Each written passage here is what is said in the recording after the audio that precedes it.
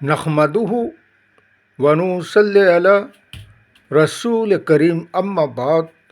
पश्चिम बंगला राज्य all India मुजद्दिदिया mission सर्वधर्म सम्मेलन कमेटी के सदस्यों हैं हम मोहम्मद आसिफ।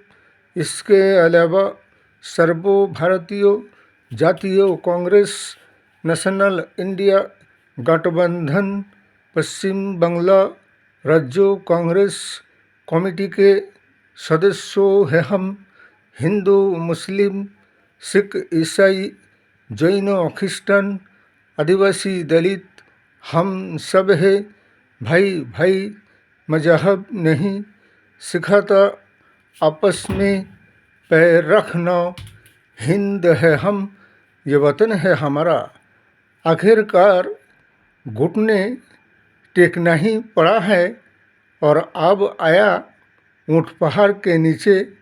जैसे कि अमेरिका और इसराइल मिलकर ईरान के साथ युद्ध और जंग लड़ रहे थे, इसीलिए तो कहते हैं कि सच्चाई छुप नहीं सकता है बनावट के उसूलों से और खुशबू आ नहीं सकता है कभी कागज़ के फूलों से। इस्लाम को मिटा सके ज़माने में दम नहीं। इस्लाम से ज़माना है ज़माने से इस्लाम नहीं। रोशनी गर खुदा को हो मंजूर तो आंधियों में भी चिराग जलते हैं।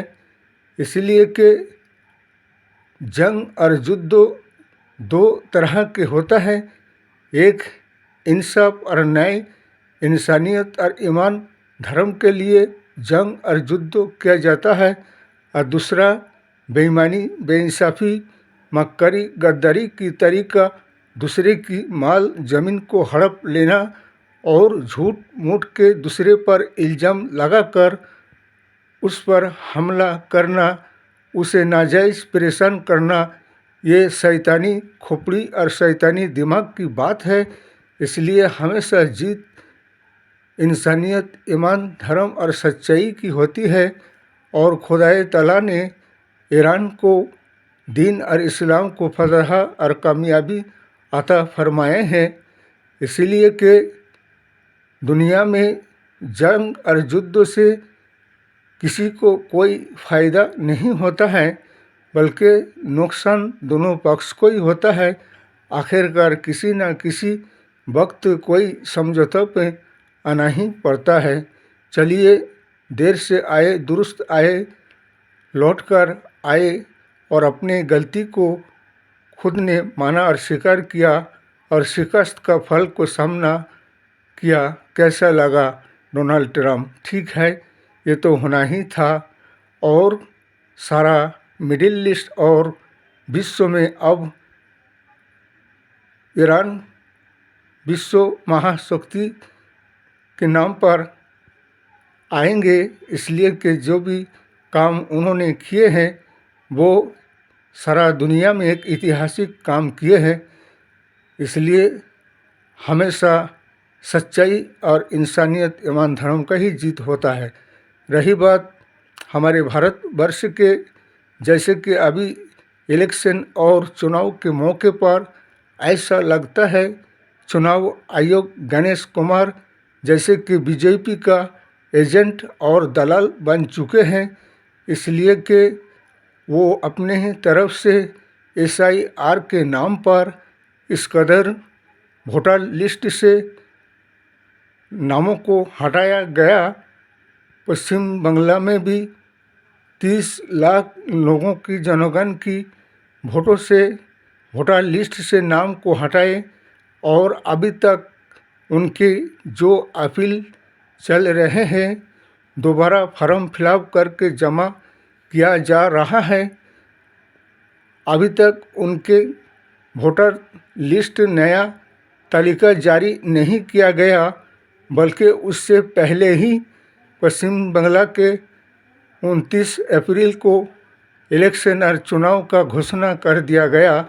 लेकिन जिनकी अभी अपील और जिन्होंने अपने नाम को किसी न किसी वजह से स्पेलिंग के भूल के बजाय, उच्चारण बनन के बजाय अगर उसके नाम को हटाया गया। उन्होंने 2 बार अपील किया, उनका नया लिस्ट वोटर तालिका का बनकर नहीं आया, उनके तालिका में नाम नहीं आया, जिससे पहले ही इलेक्शन का तारीख डेट घोषणा कर दिया गया।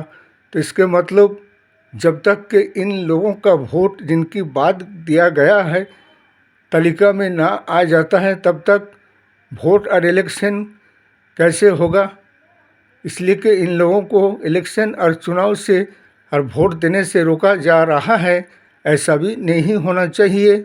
इसलिए हमारे नेशनल इंडिया गठबंधन और विरोधी पक्ष और मौजूदा माननीय मुख्यमंत्री को भी चाहिए, जिन लोगों की तालिका से नाम बाद दिया गया और जिन्होंने अपील किए, फॉर्म फिलअप कर जमा दिए, उनका भी नई तालिका में नाम आना चाहिए। तब के जबकि उनको भी वोट देने का अधिकार हक है और ये संविधान ने उन्हें हक और अधिकार दिया है। तुम कौन होते हो किसी की संवैधानिक अधिकार को छीनने वाला और किसी को वोट देने से रोकने वाला। ये सरासर लोकतंत्र और संविधान की हत्या है।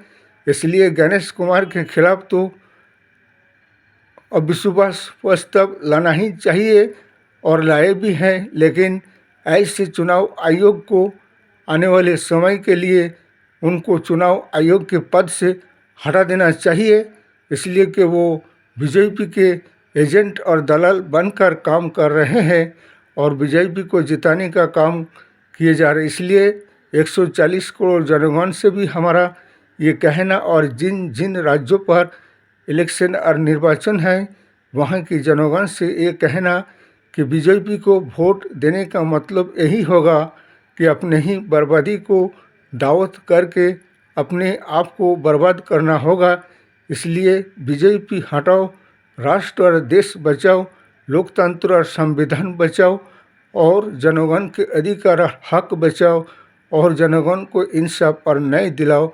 इस वीडियो को ज़्यादा से ज़्यादा लाइक दीजिएगा, शेयर कीजिएगा, सब्सक्राइब दीजिएगा।